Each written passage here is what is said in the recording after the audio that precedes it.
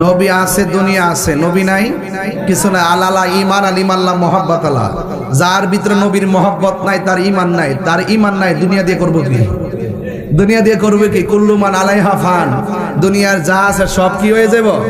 ধ্বংস হয়ে যাব।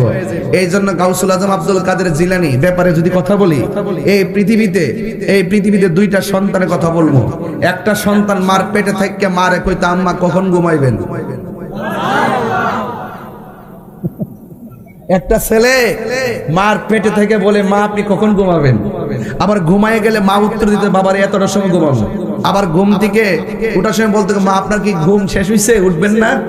মা তখন আওয়াজটা শুনে ঘুম থেকে উঠতো। সন্তান মারে জিজ্ঞাসা মা আপনার শরীরটা কেমন, মা তখন উত্তর দিত। সন্তান কইতো মা আপনি কখন খাবেন, সন্তান উত্তর দিত। এখন বলবেন হুজুর ওই সন্তানটার নাম কি আর সন্তানের মায়ের নাম কি, তার বাবার নাম কি? ওনার বাবা ছিল না, ওনার মা ওই ছিল। বিয়া ছাড়াই মার ঘরে সন্তান হইছে। মায়ের নাম হলো হযরতে মরিয়ম আর সন্তানের নাম হলো ঈসা রুহুল্লাহ।